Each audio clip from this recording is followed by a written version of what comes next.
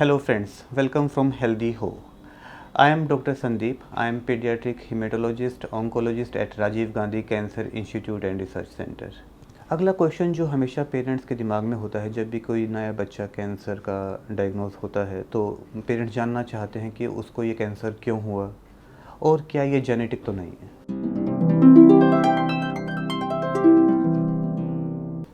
तो जैसे बड़े लोगों में जो कैंसर होता है जनरली उसके रिस्क फैक्टर्स होते हैं, लाइक स्मोकिंग के साथ लंग कैंसर होता है, अल्कोहल के साथ स्टमक या लीवर का कैंसर होता है।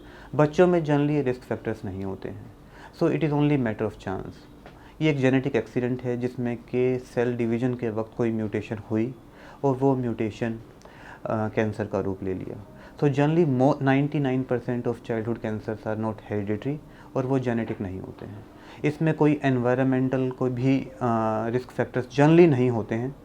सो in that way I would like to say that childhood cancers are generally not preventable. तो अक्सर पेरेंट्स पूछते हैं कि जब ट्रीटमेंट ख़त्म हो जाएगा तो क्या हमारा बच्चा बिल्कुल एक नॉर्मल लाइफ जी सकता है। जी बिल्कुल जी सकता है। अक्सर ऐसा होता है कि जब बच्चों का चाइल्डहुड कैंसर का ट्रीटमेंट कंप्लीट होता है तो उनकी क्वालिटी ऑफ लाइफ पे बहुत हद तक कुछ फ़र्क नहीं पड़ता है। वो जो भी उनकी लाइफ में एस्पिरेशंस हैं, जो भी वो अचीव करना चाहते हैं, बिल्कुल कर सकते हैं। लेकिन ज़रूरी है कि उनको एक रेगुलर फॉलोअप में रहना चाहिए। जैसा कि हम अक्सर बोलते हैं कि जब भी ट्रीटमेंट ख़त्म होता है तो पहले साल में हर 3-3 महीने पे, दूसरे साल में हर 4 महीने पे और third, fourth and fifth year में every 6 month they should be in follow up. So जो पहले 2 साल का फॉलोअप होता है बच्चों का, वो होता है डिजीज़, मेनली डिजीज़ के पॉइंट ऑफ व्यू से कि उसका डिजीज़ पॉइंट ऑफ व्यू से बच्चा बिल्कुल ठीक है। 2 साल के बाद जनरली डिजीज़ के वापस आने का चांस बहुत कम हो जाता है।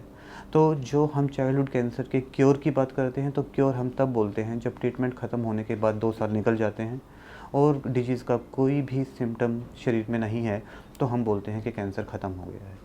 इस 2 साल के बाद जो फॉलोअप होता है वो जनरली लेट इफ़ेक्ट्स के लिए होता है।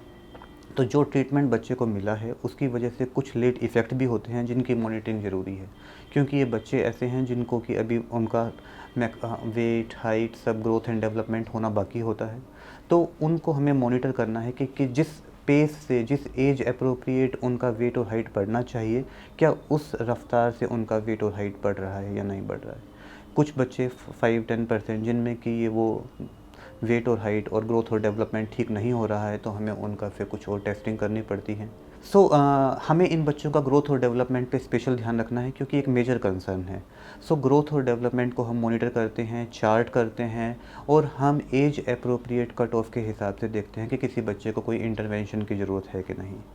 देन दूसरा बच्चों का कंसर्न होता है, पेरेंट्स का कंसर्न होता है कि क्या मेंटली उसकी ग्रोथ पे कोई फ़र्क पड़ेगा कि नहीं पड़ेगा।